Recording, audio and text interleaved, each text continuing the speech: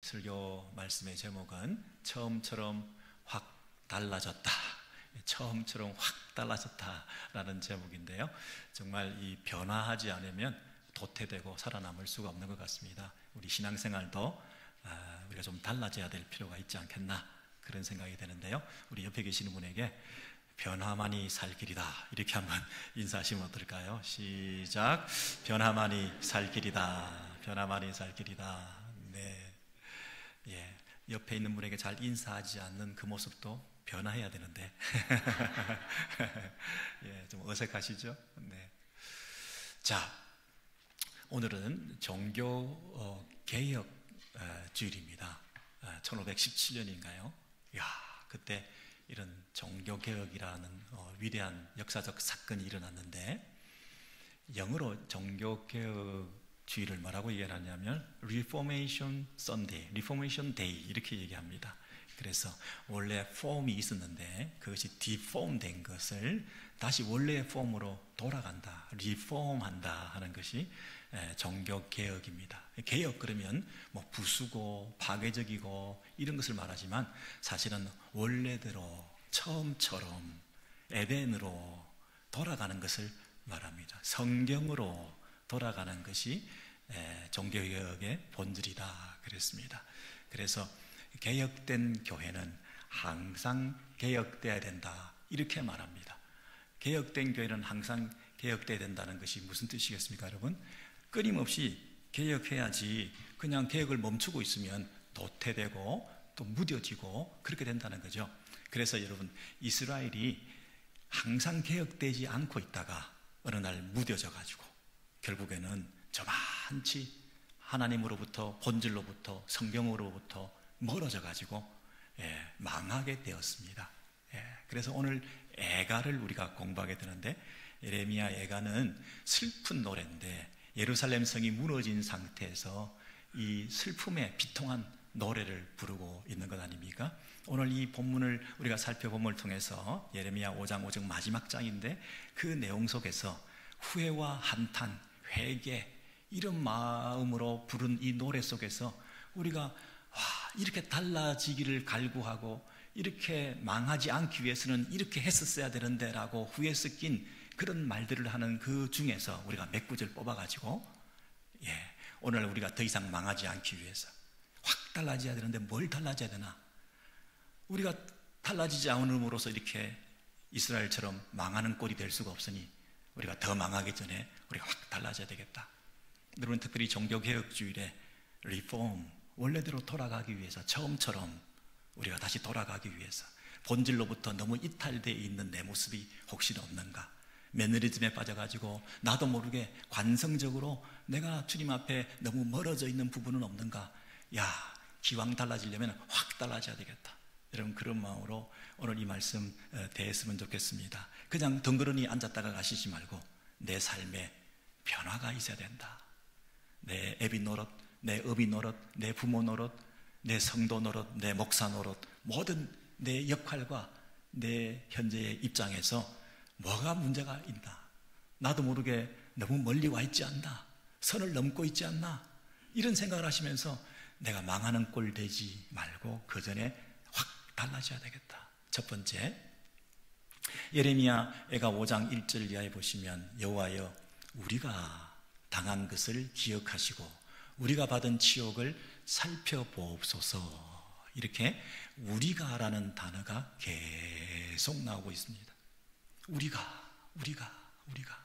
그동안은 내가였거든요. 나만 살겠다고, 내가 잘 되겠다고, 우리 애들 잘 되겠다고, 내가 복 받겠다고, 그런 개인 구원, 개인 신앙 차원에 머물러 있던 자들이 이제는 모든 것을 내려놓고 우리가 할 수 있는 게 아무것도 없구나, 우리에게 필요한 것은 하나님의 도우심이구나. 그래서 서로 경쟁 관계를 내려놓고 이제 우리가 다 겸손하게 함께 손잡고 하나님 앞에 함께 서게 되어서 우리가 이렇게 얘기를 하고 있습니다. 우리라는 단어가 이렇게 반복되고 있는 걸 보면 이 예레미야 애가는 한마디로 얘기하면 공동체 탄원시다 이렇게 말합니다. 공동체적 탄원 기도를 드리는 것이 예레미야 애가다 그러므로 우리에게 회복되어야 될 것은 뭐냐면 개인 구원이 아니라 공동체적 구원에 대한 개념을 가지고 우리가 함께 모여서 하나님 앞에 아뢰고 기도하고 하는 그런 공동체 의식을 회복하는 것이 중요하다, 이 얘기입니다. 여러분, 우리는 자칫 잘못하면 개인 구원 차원에서의 신앙생활을 하기 쉽습니다. 그냥 내가 예수 잘 믿고 내가 복을 받고 내가 하나님 앞에 칭찬받으면 되지, 이렇게 생각하지만 우리가 함께 이렇게 모여 있다는 것은, 교회로 묶어주셨다고 하는 것은 내가 교회에 붙어 있게 되었다는 사실은 특별한 의미가 있습니다. 예수께서 하나님의 아들이신데 이 땅에 오셔서 당신이 십자가에 죽으시고 흘리신 그 핏값으로 값을 주고 우리 한 사람 한 사람을 사셔가지고 공동체에 불러 모아 놓으신 이 교회, 여러분, 이 교회를 통해서 하나님께서는 여전히 우리를 보시고 그 아들의 핏값으로 세운 하나님의 이 교회를 소중히 여기시며 여전히 이 교회를 통해서 이 세상을 다스려 나가시는 하나님의 방법이 교회의 머리 되신 예수 그리스도를 통해서 예수 그리스도의 몸된 교회를 세워나가시고 이 교회가 세상에 영향을 끼치게 하시는 방법으로 지금도 하나님은 통치하고 계시기 때문에 이 교회가 얼마나 하나님의 관심사인가, 그래서 이 교회가 얼마나 소중한 것인가, 그래서 우리가 함께 모여 교회적으로 하나님 앞에 아뢰고 기도하고 예배드리는 것을 우리 하나님은 지켜보시고 알고 계신다는 거죠. 그럼 우리는 어찌하든지 간에 개인의 실패와 낭패와 고통과 어려움이 다 각자에게 있다 할지라도 어찌하든지 교회에 붙어가지고 우리가 교회에 모여서 이 양무리 가운데 묻어가지고 우리의 목자 되신 그분 앞에 나아가는 것 외에 다른 방법이 없다는 거예요. 이 공동체 의식을 회복하느냐, 이게 우리 신앙생활의 결정적이라는 거예요. 그런데 함부로 요즘은 교회를 무시하는 경향이 있습니다. 여러분, 이 교회가 왜 소중하냐면 단순히 공동체로 묶어져 있으니까 혼자보다는 집합이 좋은 거다, 나 개인보다는 조직체가 좋은 거다, 나보다는 여러 사람이 모여서 힘을 결집해서 내 힘을 보여줌으로써 세상 가운데 우리의 힘을 보여줘야 되겠다, 대중 집회를 통해서 많은 사람들을 끌어모아서 봐라, 우리의 힘을 봐라, 이렇게 해서 세상을 영향을 끼치려고 하는 그런 면에서 우리가 함께 모여 있다는 그런 뜻이 아니라, 우리가 모여 있다는 것은 한두 사람이 모여도 두세 사람이 모여도 숫자가 아니라 영향력 때문에 우리의 본질과 기원이 하나님으로부터 임했다고 하는 힘의 논리로 싸워나가는 것이 아니라 천상의 윤리를 가지고 우리가 이 땅에서 어떤 영향력을 드러내느냐가 참으로 중요하기 때문에 그 본질을 이탈하지 않도록 늘 하나님 앞에서 우리가 누군가 하는 것을 우리가 스스로 기억해야 된다는 거죠. 여러분, 우리가 누구입니까? 우리는 언약 백성이었습니다. 근데 언약을 지키지 못했습니다. 언약을 지키지 못했기 때문에 그 언약의 칸출에게 의해서 언약을 지키지 못하는 자들에게는 심판과 저주가 있습니다. 그래서 우리는 이미 언약을 지키지 못하는 불순종의 자녀들이었기 때문에 한쪽 언약의 파트너인 하나님께서 우리를 멸하시고 심판하셔야 되는 것이죠. 그게 언약적 저주입니다. 우리는 언약적 저주를 받아 죽을 수밖에 없는데 하나님께서 한없는 사랑으로 우리를 버리지 아니하시고 당신의 아들을 대신 십자가에서 그 저주를 받게 하심으로 그 언약을 이어가시는 것입니다.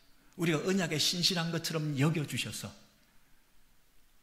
하나님 아들의 십자가의 죽으심에 그 저주의 값을 지불하게 하신 그 값 주고 사신 언약 백성들인 이 교회 공동체를 여전히 하나님께서 지켜보시고 귀하게 보신다는 거죠. 그래서 우리는 이 예수 그리스도의 몸된 교회 안에 있다고 하는 것이 바로 우리는 하나님의 언약 백성이구나 하는 그런 개념을 가지고 있는 것이죠.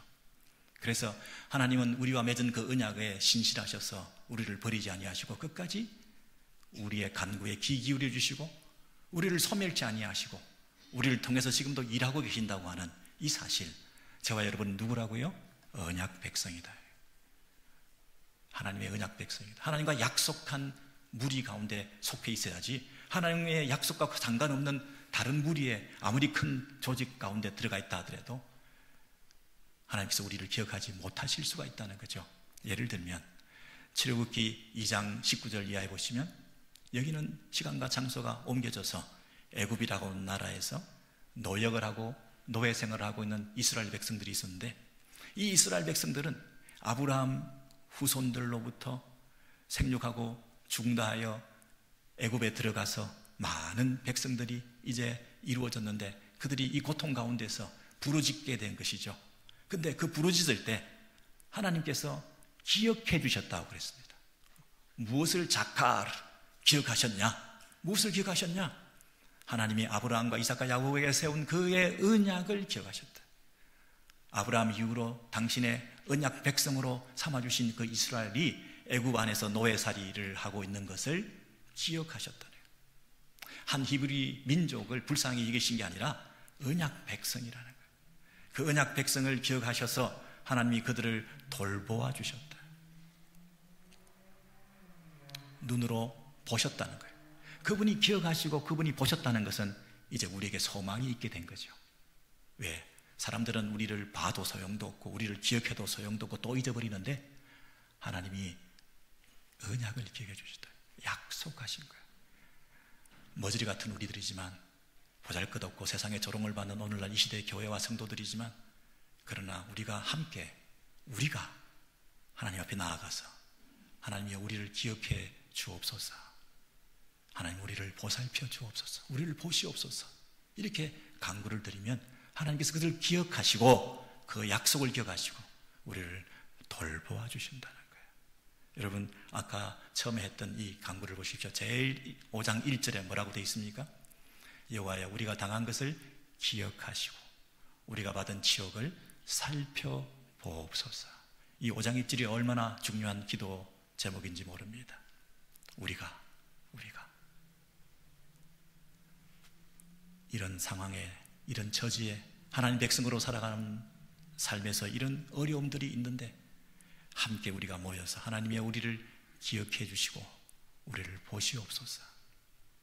여러분, 이 탄원의 기도를 공동체적으로 일찍이 드렸다고 한다면 이스라엘이 망했겠습니까? 이스라엘이 망하지 않았습니다. 하나님은요, 어떤 경우에도 그 백성들을 기억하시기 때문에. 어느 정도로 기억하신다고요? 어미가 젖먹이 아기를 기억하는 것 이상으로 그렇게 하나님께서는 우리를 기억하신다고 약속하셨거든요. 자, 앞에 보시죠.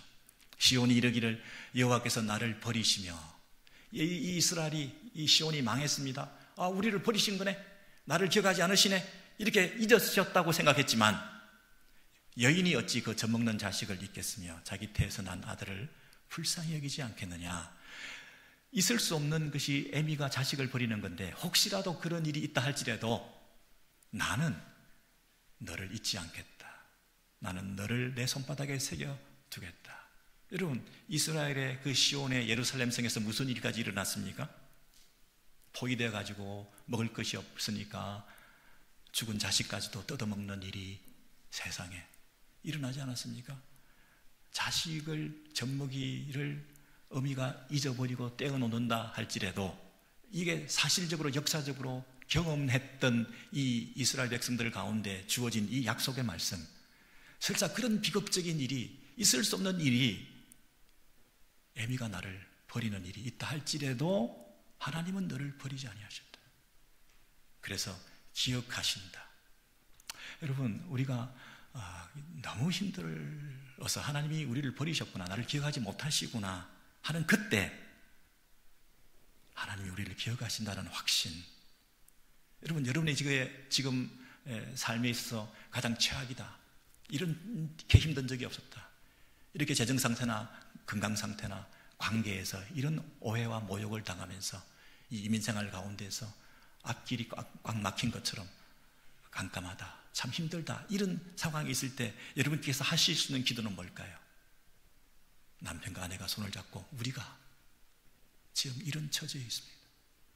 부모와 자식이 함께 손을 잡고, 우리 각자 신앙생활을 한다고 열심히 뛰어다니는지 모르지만 우리가 언제 모든 것을 내려놓고 각각 절망한 상태에서, 각각 낙심하고 각각 힘든 가운데서 우리가 함께 모든 것을 내려놓고 겸비하게 함께 손잡고 남편과 아내가, 부모와 자식이, 목사와 성도가 하나님의 은혜가 필요합니다. 우리를 기억해 주십시오.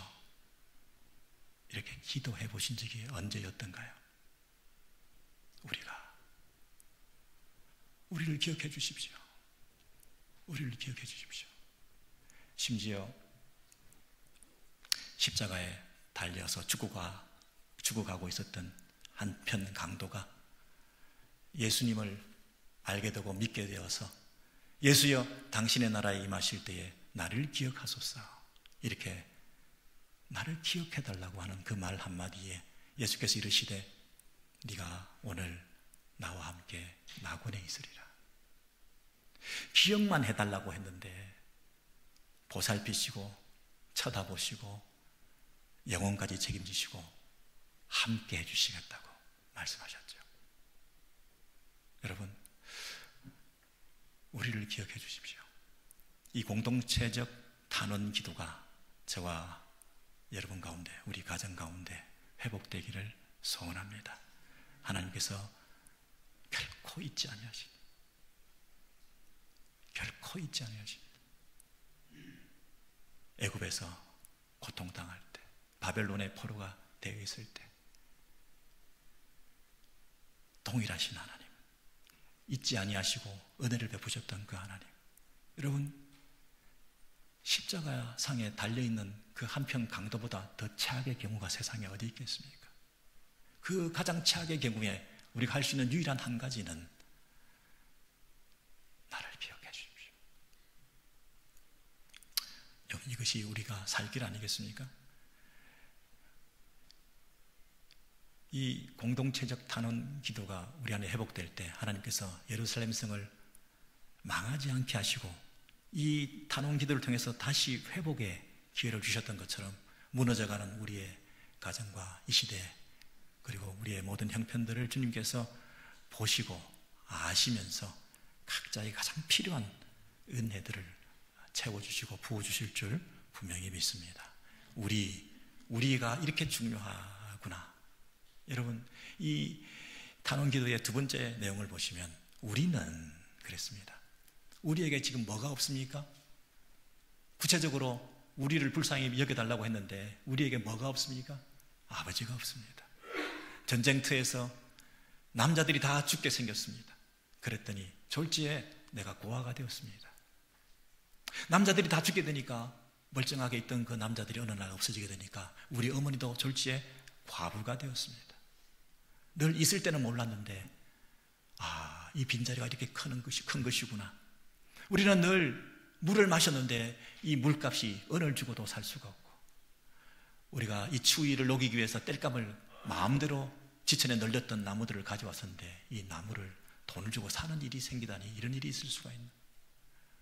공기도 물도 이 선물로 다 주어진 건 줄 알았더니 이게 다 돈이구나. 이런 시대가 있게 되었다는 것입니다. 치안이 유지되고 질서가 잡히고, 이게 정말 감사한 일이었구나. 처녀들이 욕보임을 당하면서 끌려다니면서 이런 어려운 일들을 당하다니, 세상에 이런 지옥이 어딨냐.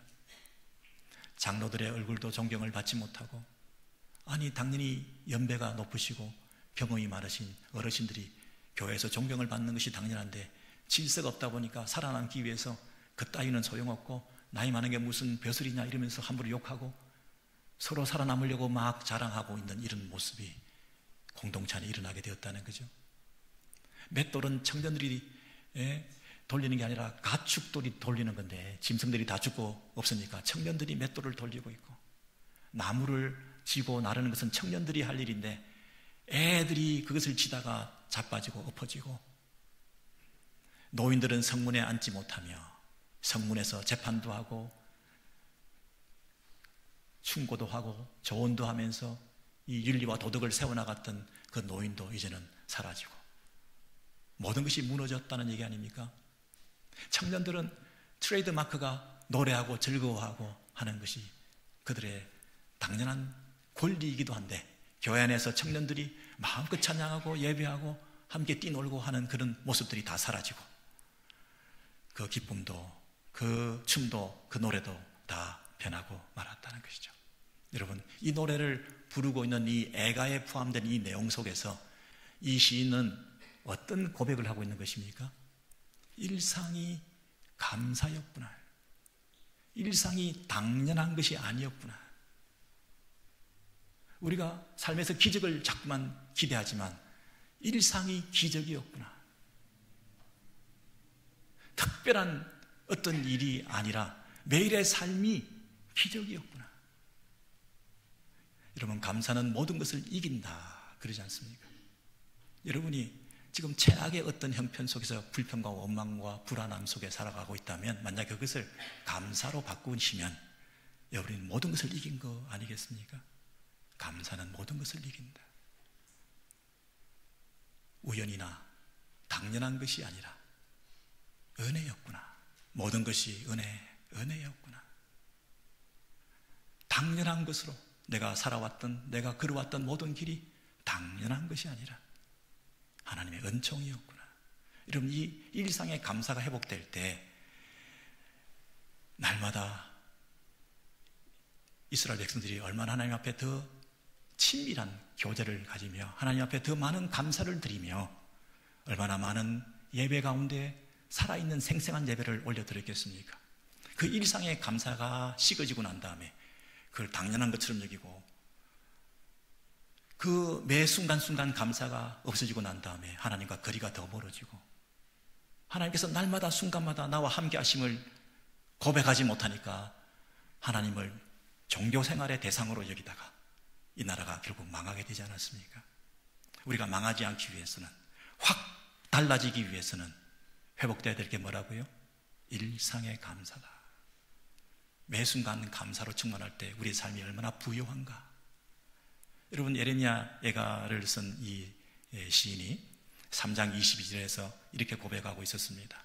여호와의 인자와 긍휼이 무궁하심으로 우리가 진멸되지 아니함이니이다.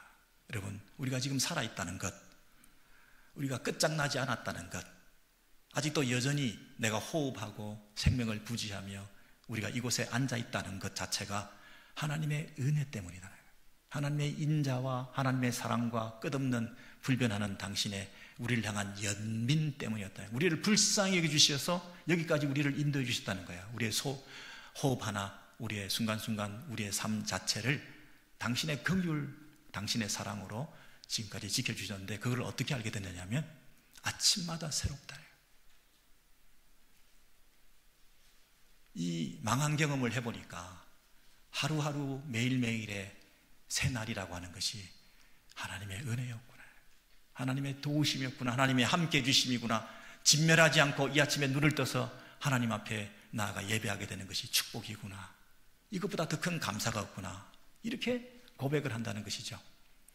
그럼 새롭다 하는 말은 어떤 뜻일까요? 아침마다 새롭다, 이게 무슨 뜻인가요?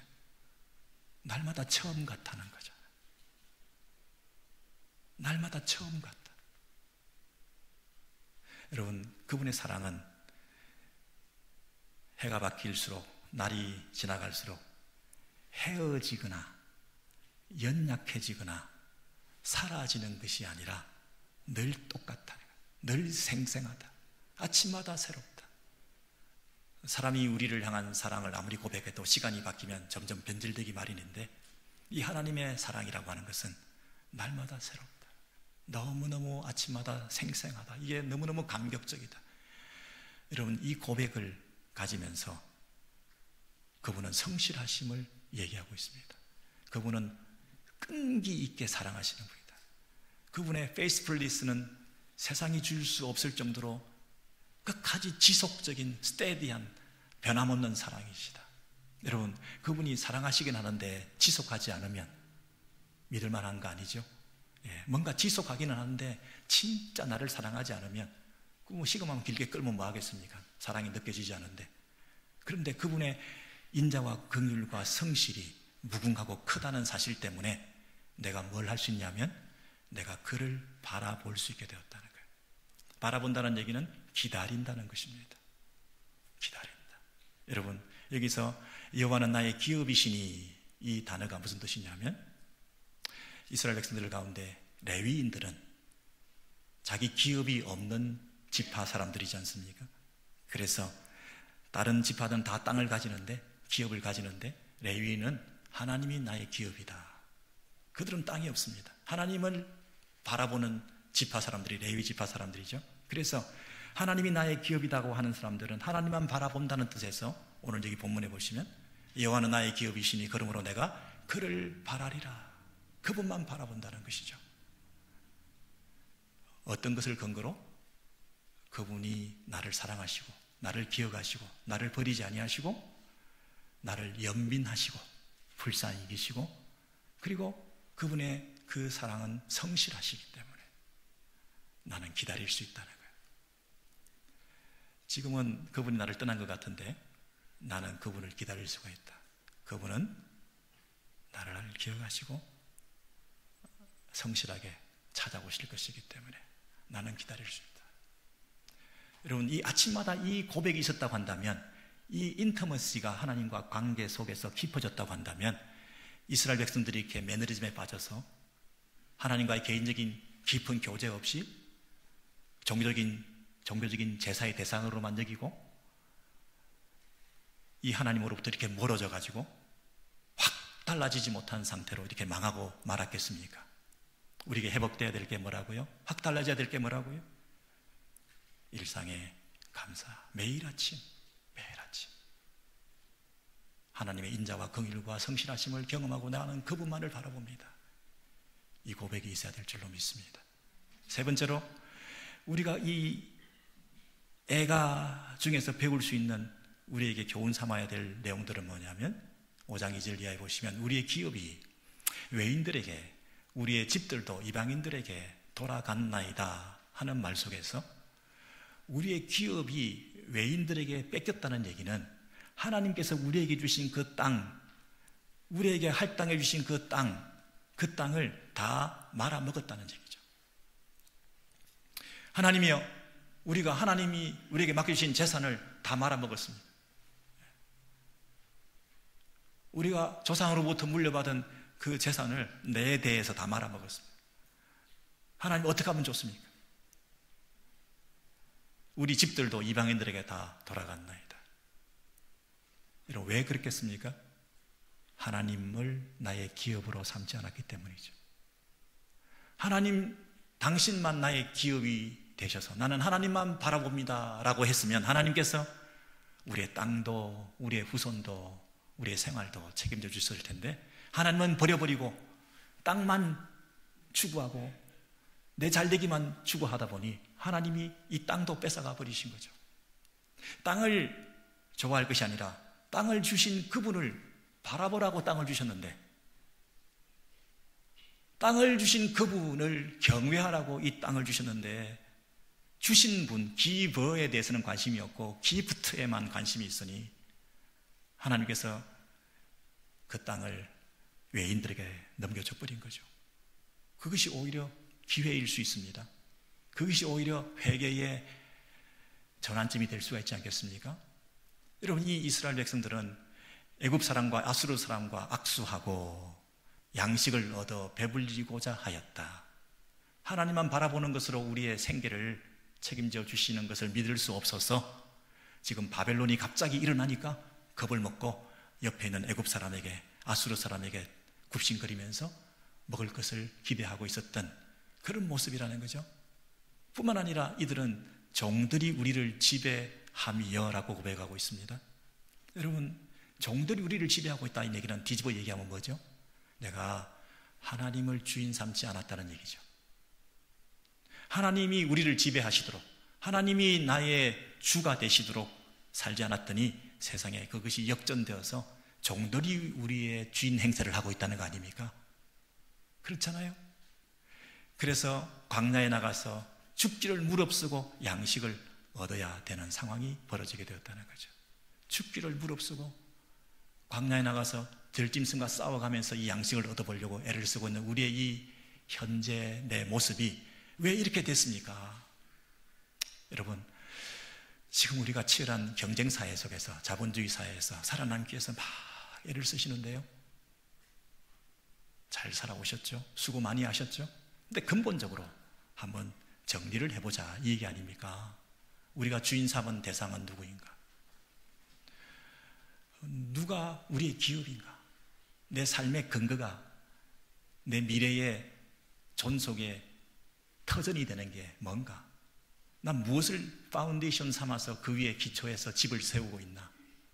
하나님이십니까? 언제 사상 누각처럼 허물어지고 깨어지고 무너질지 모르고 있는 이 불안정한 내 삶을 언제까지 내가 핸들하시면서 잘 매니저할 수 있다고 생각하십니까? 혹시라도 내 살아있을 동안 내 당되는 것이 가능할지도 모르겠지만 여러분 자손 후대에는 그것이 어떻게 될까요? 우리가 정말 기업 삼아 하나님을 의지하고 우리가 하나님을 주인 삼아 살지 않을 때 오히려 그것이 가치가 전도되고 주객이 전도되고 상황이 완전히 뒤바뀌어서 이런 엄청난 비극적인 일들이 나와 나의 후손들에게 닥친다면 그것이 얼마나 망한 꼴이 되겠습니까? 여러분, 우리가 망하지 않기 위해서 이런 애가를 부르지 않기 위해서 우리가 뭘 해야 될까요? 먼저 그 나라와 의를 구하라. 이 우선순위의 문제를 회복하셔야죠. 하나님을 우선순위에 두셔야죠. 먹고 사는 것에 우선순위를 두시면 안 되죠. 먹고 사니즘이라고 하는, 요즘 먹사니즘이라고 하는 이상한 말들이 생겨가지고 먹고 사는 게 가장 중요하다. 백성들도 먹고 사는 게 가장 중요하다.